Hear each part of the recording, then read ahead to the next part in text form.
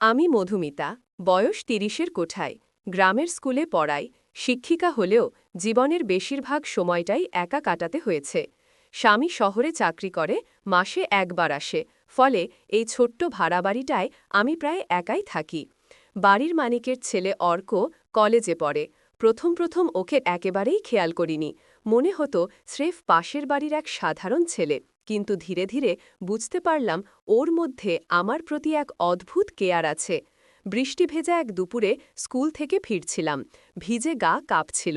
দরজায় দাঁড়িয়ে ওর খেসে বলল, ম্যাডাম, ভিজে গেছেন তো আমি গরম চা বানিয়ে আনি। আমি অবাক হয়ে তাকালাম, এমন যত্ন তো অনেক দিন পাইনি। চায়ের কাপে ধোঁয়া উঠছিল, আর সেই ধোঁয়ার ভেতর দিয়ে অর্কের চোখে একটা গভীরতা, যা আমাকে অদ্ভুতভাবে ছুঁয়ে গেল। সেদিন প্রথম বুঝলাম এই ছেলেটি হয়তো আমার একাকিত্ব ভাঙতে আসছে।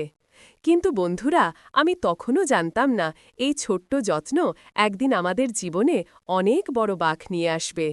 সেদিনের পর থেকে অর্কের ব্যবহার আমার চোখ এড়াতে পারে না। প্রতিদিন স্কুল থেকে ফিরে দেখি দরজার পাশে দাঁড়িয়ে আছে, কখনো হাতে বাজারের ব্যাগ, কখনো আবার স্কুল ব্যাগটা কাঁধ থেকে নামিয়ে দেয়।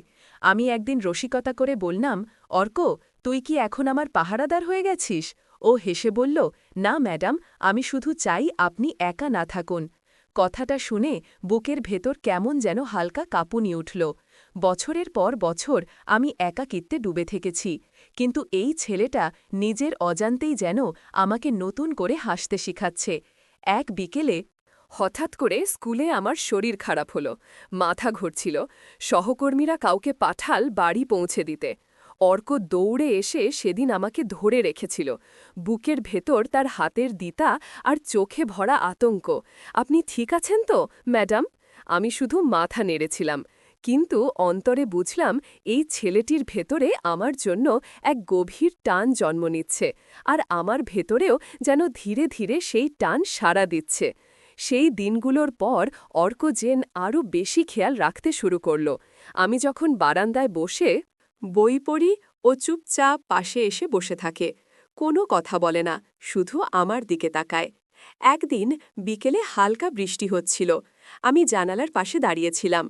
অর্ক হঠাৎ বলল, ম্যাডাম, একটা কথা বলবো, শুনবেন? আমি হেসে বললাম, কি কথা? সে একটু দ্বিধা করল, তারপর আস্তে গলায় বলল, আমি জানি আপনি আমার চেয়ে বড়, আমার শিক্ষকও, তবুও আপনার কাছে আমার এক অদ্ভুত টান লাগে। আপনাকে না দেখলে আমার দিনটাই ফাঁকা লাগে। আমি চুপ হয়ে গেলাম, হৃদয়ের ভেতর কেমন যেন ঢেউ খেলে গেল। আমি বললাম, অর্ক, তুমি জানো এই সম্পর্কের একটা সীমা আছে। আমি তোমার ম্যাডাম, তুমি আমার ছাত্রের বয়সী। অর্ক মাথা নিচু করে বলল, আমি কোনো সীমা ভাঙতে চাই না ম্যাডাম, আমি শুধু চাই আপনি যেন জানেন আপনার জন্য আমার ভেতরে এই অনুভূতি আছে, আর আমি চাই যতদিন পারি আপনার পাশে থাকতে। তার চোখে সেই মুহূর্তে কোনো দুষ্টুমি ছিল না, ছিল শুধু এক নির্ভেজাল গভীর ভালোবাসা। আমি কিছু বলিনি, শুধু নীরবতায় তাকে বোঝালাম আমি সবই বুঝেছি। অর্কের কথাগুলো শোনার পর আমার মনে অদ্ভুত একটানা পড়েন শুরু হল। আমি জানি সে আমার ছাত্রের বয়সী, আর আমি তার কাছে একজন কুণ্ঠি কুকিং পাখি ম্যাডাম ছাড়া কিছু নয়। তবুও অর্কের চোখের সেই আন্তরিকতা আমাকে বারবার নাড়া দিচ্ছিল। সেই রাতে আমি বিছানায় শুয়েছিলাম, জানালা দিয়ে চাঁদের আলো এসে পড়ছিল ঘরে। মনে হচ্ছিল আমার চারপাশে এক অদ্ভুত শূন্যতা। স্বামী দূরে, সংসার যেন শুধু দায়িত্বের খাতায় নামমাত্র, আর সেই ফাঁকা জায়গাটা অর্ক নীরবে ভরিয়ে তুলছে। পরদিন সকালে স্কুলে যাওয়ার আগে দেখি দরজার পাশে অর্ক দাঁড়িয়ে আছে, হাতে একটা টিফিন বক্স। ম্যাডাম, আজকে আপনি টিফিন বানাতে পারবেন না ভেবেই আমি বানিয়ে এনেছি। আমি চমকে তাকালাম, এমন যত্ন কত দিন পাইনি। আমি মৃদু হেসে বললাম, তুই তো একেবারে আমার অভিভাবকের মতো আচরণ করছিস। অর্ক শান্ত স্বরে বলল, আমি চাই আপনি হাসুন, ভালো থাকুন।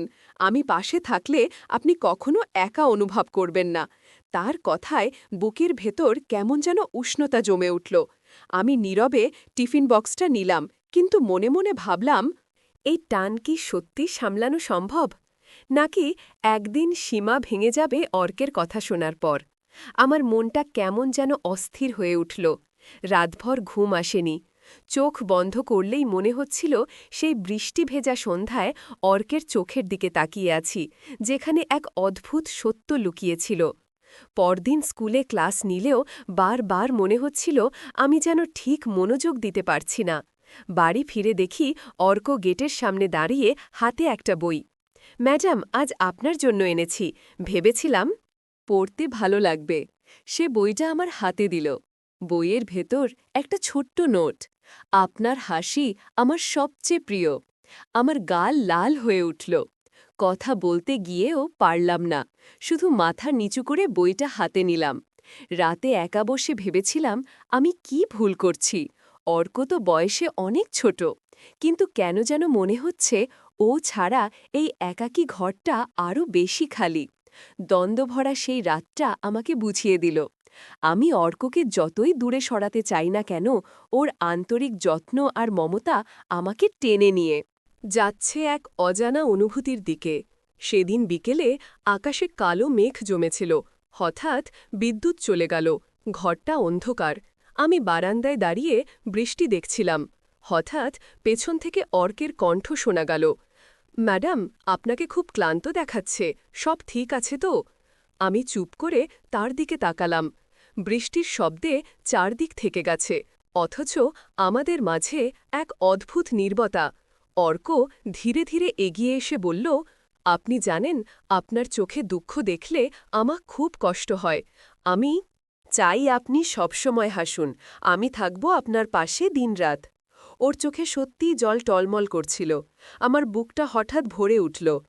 এত যত্ন, এত টান, কতদিন পরে কেউ আমার দিকে এভাবে তাকাল।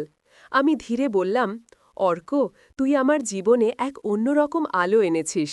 হয়তো এই টান কথায় বোঝানো যায় না, শুধু অনুভব করা যায়। অর্ক আস্তে করে মাথা নুইয়ে বলল, আমি কোনো প্রতিদান চাই না ম্যাডাম, শুধু আপনাকে দেখতে চাই, আপনার ছায়া হয়ে পাশে থাকতে চাই।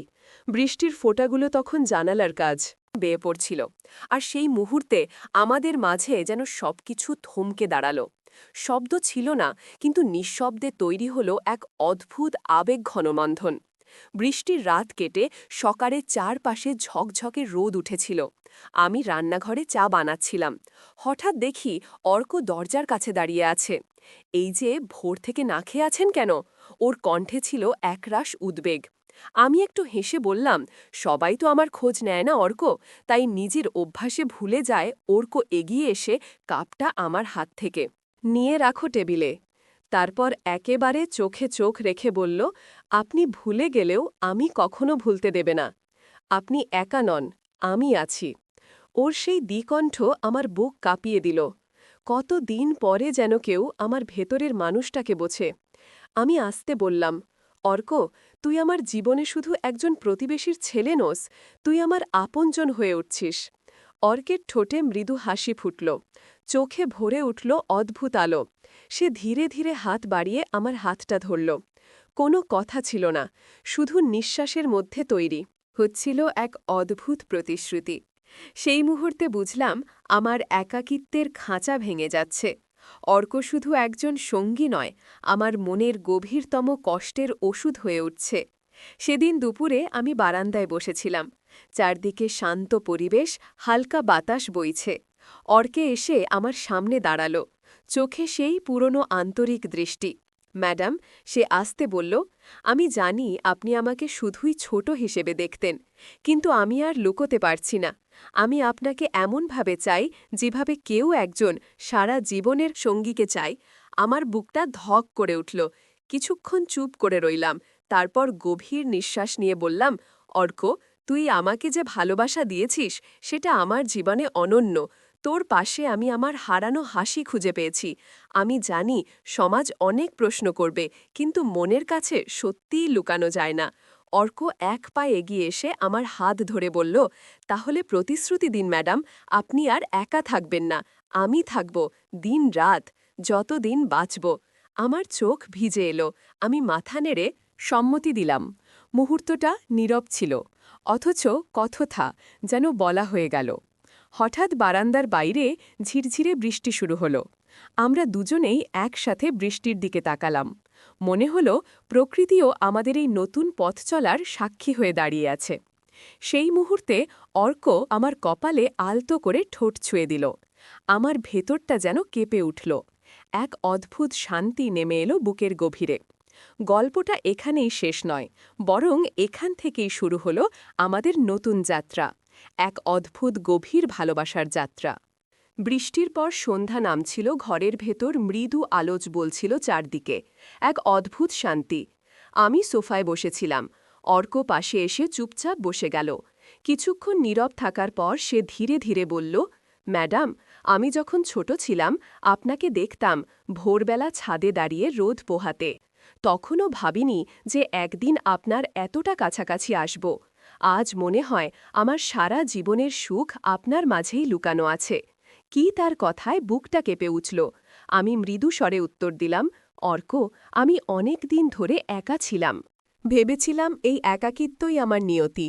কিন্তু তুমি এসে আমার নিঃসঙ্গতা ভেঙে দিয়েছ। তুমি আমাকে নতুন করে বাঁচতে শিখিয়েছ। অর্ক তখন আমার হাতটা নিজের দুই হাতে শক্ত করে ধরে ফেল। চোখের ভেতরে ভরাট অশ্রু চিকচিক করছিল। তাহলে আমাকে প্রতিশ্রুতি দিন, আপনি আর একা হবেন না, আমি থাকব সবসময়। আমার চোখে তখনও অশ্রু টলমল করছিল। আমি মাথা নাড়লাম। হ্যাঁ অর্ক, তুই আমার জীবনের নতুন অধ্যায়, আমি আর একা নই। ঠিক তখনই বাইরে বজ্রপাতের শব্দ হল। তারপরে ঝিরঝিরে বৃষ্টি। আমরা দুজনে বারান্দায় দাঁড়ালাম। অর্ক আলতো করে আমার কপালে ঠোঁট ছুঁয়ে দিল। মুহূর্তটা যেন থমকে গেল। বৃষ্টির শব্দ, বাতাসের গন্ধ আর আমাদের দুজনের নিঃশ্বাস মিলেমিশে একাকার হয়ে গেল। এভাবেই শুরু হলো আমাদের নতুন গল্প, এক প্রতিবেশী ছেলে আর এক অবহেলিত মহিলার গভীর ভালোবাসার গল্প, যেখানে সমাজের বাধা থাকলেও হৃদয়ের টান সব কিছু জয় করে নিল। তো বন্ধুরা, ভিডিওটি ভালো লাগলে কমেন্টে জানাবেন। এই রকম ভালোবাসার গল্প শুনতে চাইলে চ্যানেলটা সাবস্ক্রাইব করুন এবং পাশে থাকুন, আর আপনার বেল আইকনটা বাজিয়ে রাখুন যাতে নতুন ভিডিও আপলোড করা মাত্র আপনারা দেখতে পারেন।